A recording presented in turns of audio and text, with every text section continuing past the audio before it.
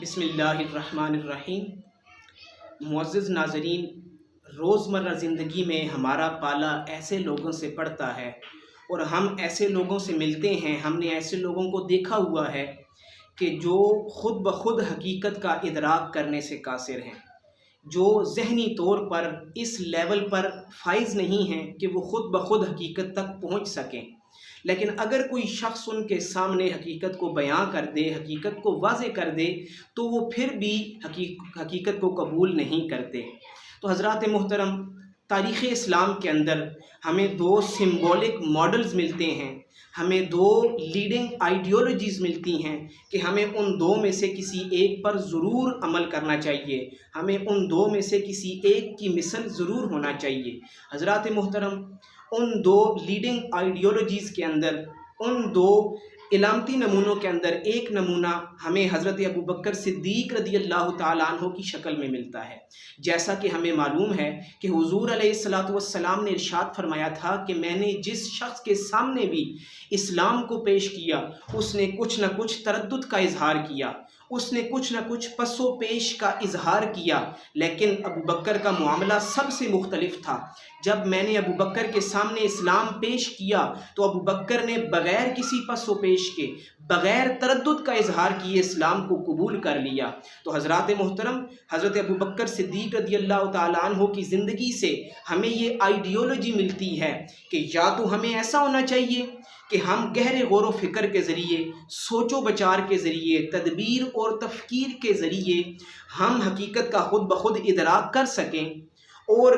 फ़िक्री तौर पर हमारे अंदर ये अहलियत होनी चाहिए कि हम शुकूक व शुबहात के पर्दों को ख़ुद चाक कर सकें और इर्रेलेवेंट डिबेट्स में उलझे बग़ैर, गैर मुतअल्लिक़ बहसों में उलझे बग़ैर हम चीज़ों को उनकी असल हकीकत के साथ हम देख सकें। अगर हमारे अंदर ये अहलियत हो तो हमें हकीकत का ख़ुद ब खुद इदराक करना चाहिए और फिर उसे कबूल करना चाहिए। ये फ़िक्री पुख्तगी की आला तरीन मिसाल है और हज़रत अबू बकर सिद्दीक़ रज़ियल्लाहु ताला अन्हु इस दर्जा की अफजल तरीन मिसाल है। और हज़रात मोहतरम, दूसरा नमूना और दूसरी आइडियोलॉजी क्या है? दूसरी आइडियोलॉजी हमें हज़रत उमर फ़ारूक रज़ियल्लाहु ताला अन्हु की शक्ल में मिलती है। जैसा कि हमें मालूम है कि हज़रत उमर फ़ारूक रज़ियल्लाहु ताला अन्हु इस्लाम के इब्तदाई अय्याम में इस्लाम के सख्त मुखालिफ थे। हत्ता कि एक वक्त ऐसा भी आया कि जब आप हुज़ूर अलैहिस्सलातु वस्सलाम का कत्ल करने के लिए नाउज़ बिल्लाह घर से तलवार लेकर निकल खड़े और रास्ते में जब आपकी मुलाकात आपकी बहन से और आपके बहनोई से हुई और वहाँ पर जब आपने कुरान मजीद का कुछ हिस्सा सुना तो हकीकत आपके सामने अयां हो गई, हकीकत आपके सामने वाज़े हो गई। तो फिर आपने बग़ैर किसी पसो पेश का इजहार किए, बग़ैर तरद्दुद का इजहार किए, बग़ैर देर किए आप डायरेक्ट हुज़ूर अलैहिस्सलातु वस्सलाम की बारगाह में पहुँचे और इस्लाम को कबूल किया। हज़रत उमर फ़ारूक रज़ियल्लाहु ताला अन्हु की ज़िंदगी से हमें ये आइडियोलॉजी मिलती है कि जब कोई शख्स हमारे सामने हकीकत को बयां कर दे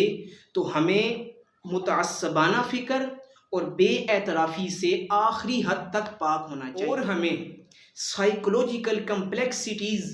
यानी नफ्सियाती पेचीदगियों से इस हद तक पाक होना चाहिए कि जब कोई शख्स हमें हमारी गलती के बारे में बताए, हमारी कोताही की निशानदेही करे, तो हमें बग़ैर किसी हिचकिचाहट के फ़ौरन अपनी गलती का एतराफ़ करना चाहिए। और हज़रत उमर फ़ारूक रज़ियल्लाहु ताला अन्हु इस नमूना की आला तरीन मिसाल हैं। कई बार ऐसा हुआ कि जब हज़रत उमर फ़ारूक रज़ियल्लाहु ताला अन्हु ने कोई फ़ैसला फ़रमाया जो दुरुस्त न था और जब किसी दूसरे शख्स ने दलील की ज़ुबान में आपके सामने आपकी गलती की निशानदेही की तो आपने फ़ौरन उसे कबूल किया, आपने फ़ौरन अपनी गलती का एतराफ़ किया और अपने फ़ैसले को वापस ले लिया और साथ ये भी इरशाद फरमाया, लौला फ़ुलानुन लहलका उमर, अगर आज फ़लाँ शख्स न होता तो उमर हिलाक हो जाता। मुहतरम,